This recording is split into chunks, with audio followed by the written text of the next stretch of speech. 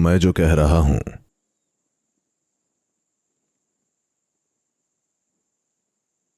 उसका मकसद आपको चोट पहुंचाना नहीं है। यह थोड़ा टेक्निकल है। मैं चाहता हूं कि आप इसे उस तरह देखें, क्योंकि यहां बैठकर मैं सांत्वना के कुछ शब्द बोल सकता हूं, पर वो आपके लिए समाधान नहीं होगा। आप बस आज के लिए अच्छा महसूस करेंगी और कल सुबह यह फिर वैसा ही हो जाएगा। मैं चाहता हूं कि आप इसे ध्यान से सुनें।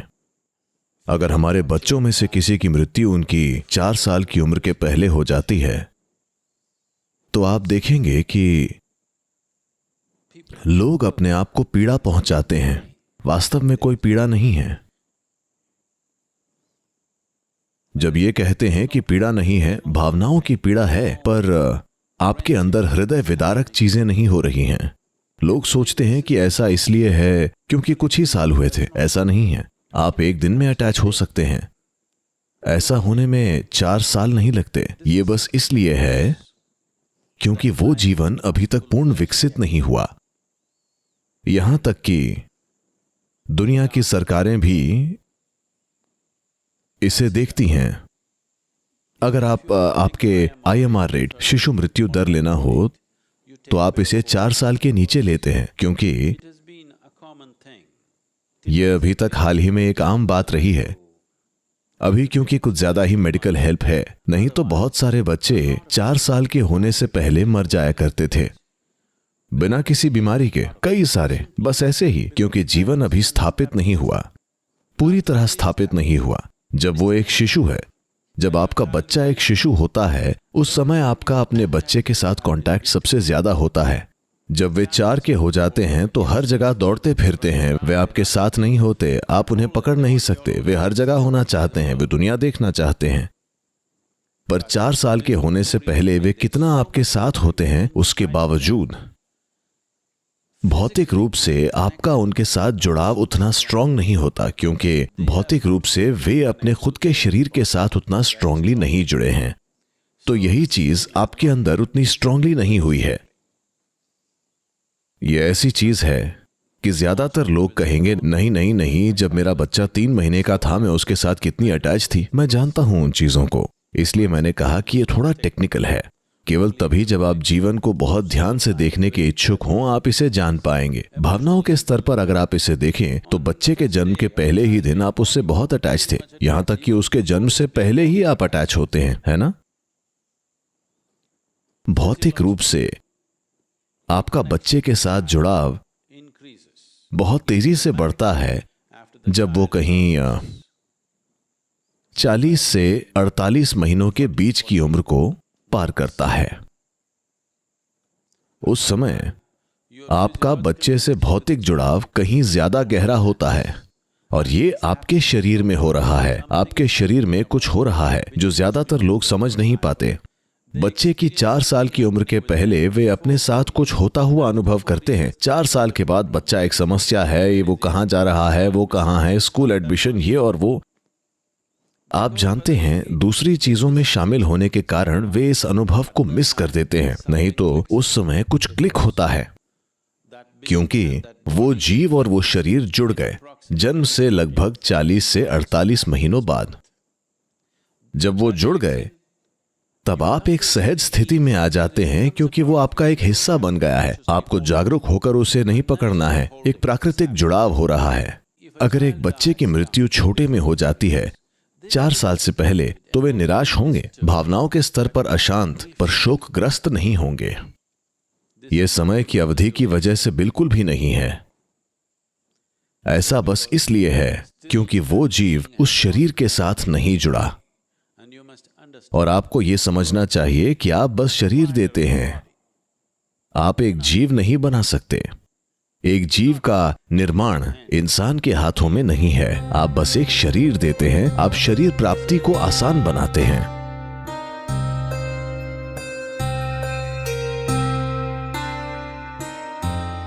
तो केवल तभी जब वो जीव वाकई उस शरीर से जुड़ता है जो आपका दिया हुआ है, आपके अंदर भी कुछ होता है और एक खास जगह बनाता है। वो आपके खुद के सिस्टम के अंदर एक खास जगह बनाता है। अगर हम बस किसी की ऊर्जा को चेक करें तो हम जान जाते हैं कि उनके कभी बच्चे हुए हैं या नहीं। अगर आप किसी लोकल ज्योतिषी के पास जाएं, वो 25 रुपए में बता देगा कि आपके कितने बच्चे हैं, वो जीवित हैं या नहीं, यहां तक कि उनके नाम भी। 25 रुपए में मैं बता रहा हूं, जो कि आधा डॉलर है। वे आपको आपके बच्चों का एक सारांश दे देंगे, उनकी विशेषताएं, उनके नाम, सब कुछ। क्योंकि ये आपके अंदर एक खास जगह बनाता है, और अगर आप ध्यान देने को इच्छुक हैं तो ये बिल्कुल वहां मौजूद है। अब ये कनेक्शन, ये शरीर का कनेक्शन काफी स्ट्रांग होता है जब तक कि बच्चा 21 का नहीं हो जाता। 21 के बाद ये एक बार फिर से कम होने लगता है। ये एक खूबसूरत प्राकृतिक सिस्टम है।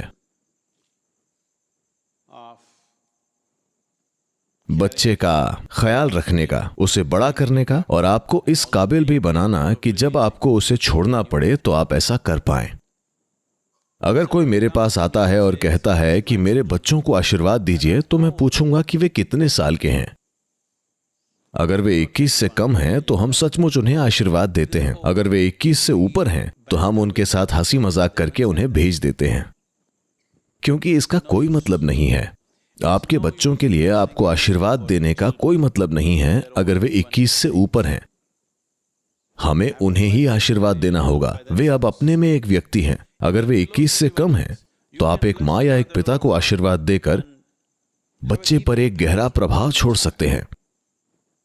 पर अगर वे 21 के ऊपर हैं तो उन्हें खुद ही आना होगा। माँ को या पिता को आशीर्वाद देने का कोई नतीजा या कुछ खास महत्व नहीं होगा। इसका बस भावनात्मक महत्व होगा। ऐसा किसी के साथ नहीं होना चाहिए, पर यह होता है। किसी के बच्चों की मृत्यु उनसे पहले नहीं होनी चाहिए। हमेशा यही सही होगा कि हम अपने बच्चों से पहले मरे। यह ऐसा ही होना चाहिए, जीवन का प्राकृतिक क्रम। पर कभी कभी ऐसा हो जाता है। यह किसी न किसी के साथ हर दिन हो रहा है। ज्यादातर लोग ऐसा मानते हैं कि उनके साथ ऐसा नहीं होगा। ऐसा नहीं है, यह किसी के साथ भी हो सकता है। अब जब यह हमारे साथ घट चुका है,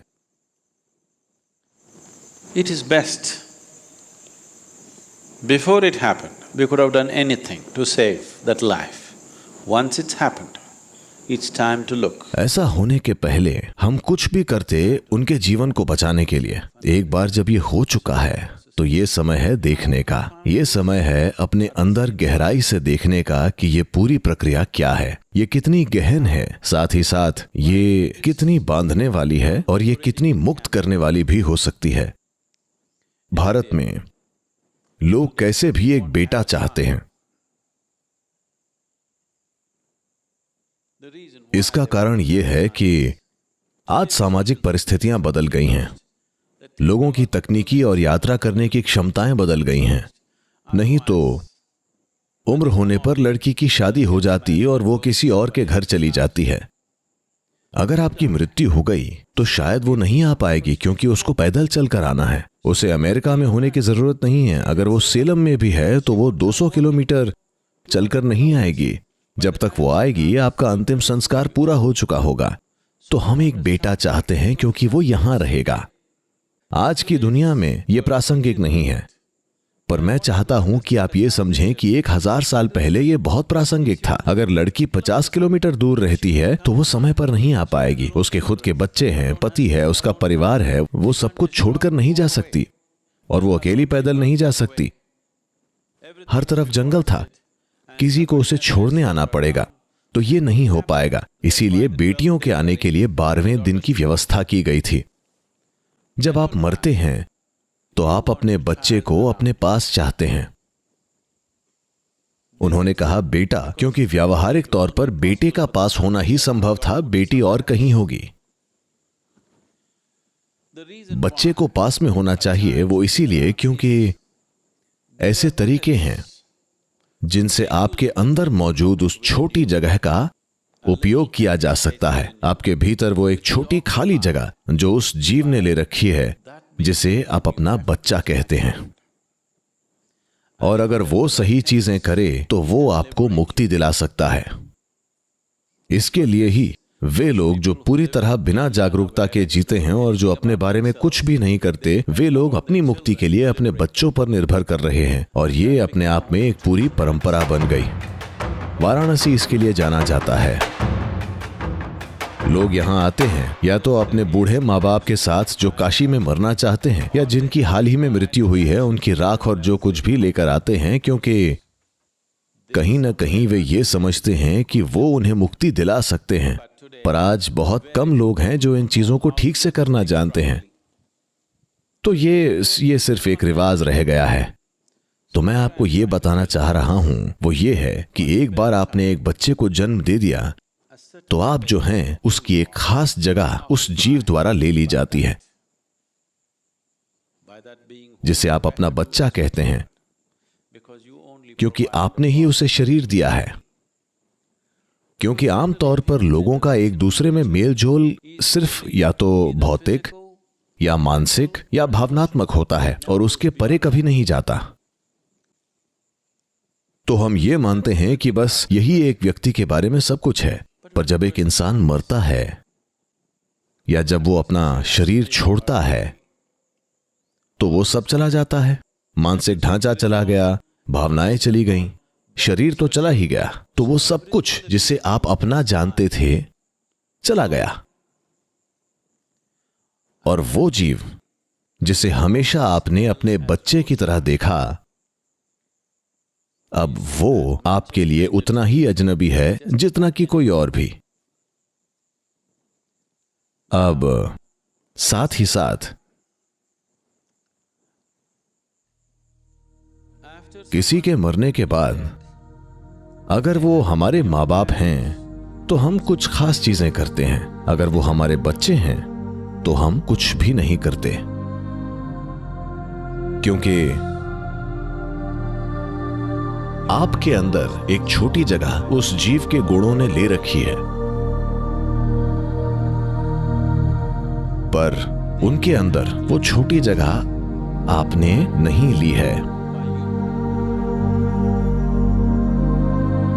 आप अगली जनरेशन में जगह नहीं ले सकते। अगली जनरेशन पिछली में एक छोटी जगह रखती है, पर पिछली जनरेशन अगली में नहीं रखती और रख भी नहीं सकती, जैसा कि प्राकृतिक रूप में होना भी चाहिए। इस वजह से जब एक बच्चा बड़ा होता है और 21 के करीब होता है, आप उन्हें देखते हैं और वे बिल्कुल अजनबियों की तरह दिखते हैं। आपको विश्वास नहीं होता कि उन्हें आपने ही पैदा किया था। वे आपके बच्चे हैं। क्या ये वही छोटा बच्चा है जिसे मैंने पाल पोस कर बड़ा किया? आप पहचान नहीं पा रहे हैं कि वो क्या कर रहे हैं, क्योंकि आपका उनमें घर नहीं है, पर उनका आप में एक घर है। तो अगर आप अपने बच्चों पर प्रभाव डालना चाहते हैं, उनके साथ बहुत सी चीजें करने की कोशिश मत करिए। आपको यह पहचानना आना चाहिए कि वो जगह कहां है। अगर आप उसे एक खास तरह से रखें तो चीजें ठीक होंगी। ये बच्चे के बारे में एक रिमोट कंट्रोल है जो एक माता या पिता के पास होता है। तो अगर आप अपने बच्चे पर प्रभाव छोड़ना चाहती हैं, क्योंकि आप पहले 11 दिनों के अंदर आई हैं, काल भैरव कर्म निश्चित रूप से कुछ महत्वपूर्ण करता है।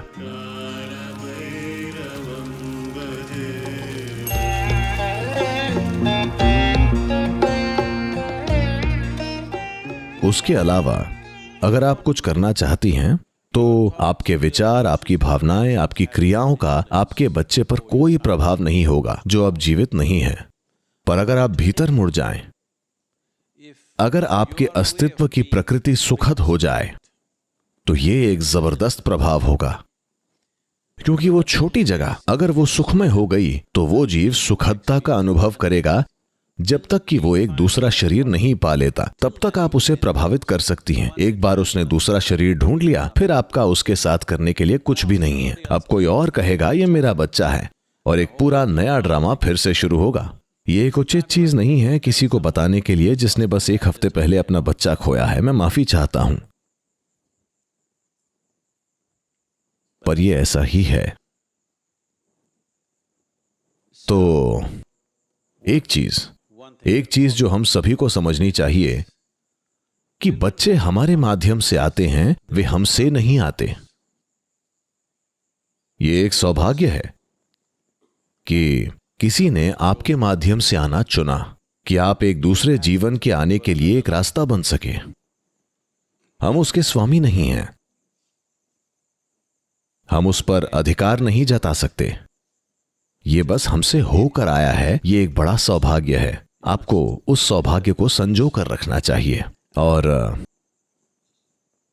आपकी बेटी, जिस पल से उसका जन्म हुआ और किसी दुर्भाग्यपूर्ण वजह से जो भी हुआ, तब तक कितनी सारी तरह से, कितने सारे तरह से,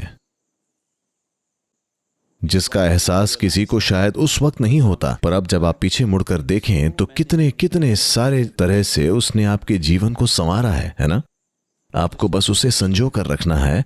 और अगर आप उसको प्रभावित करना चाहती हैं तो आप इसे जितना हो सके उतना सुखद बनाइए। वही एकमात्र तरीका है आपका उसे प्रभावित करने का। अगर वो आपकी मां होती तो आप उसे दूसरे तरीकों से, कर्मों, क्रियाओं और चीजों से प्रभावित कर सकती थी, पर अपने बच्चे के साथ आप वो नहीं कर सकती। केवल एक तरीका जिससे आप उस जीवन को सुखमय बना सकती हैं, वो इस जीव को पूरी तरह से सुखद बनाना है, क्योंकि वो एक छोटी जगह जो उस जीव ने ली थी, वो गुण और वो आयाम अब भी जुड़ा हुआ है जब तक कि वो एक दूसरा शरीर नहीं पा लेता। एक बार उसे दूसरा शरीर मिल गया, तब ये चला जाएगा।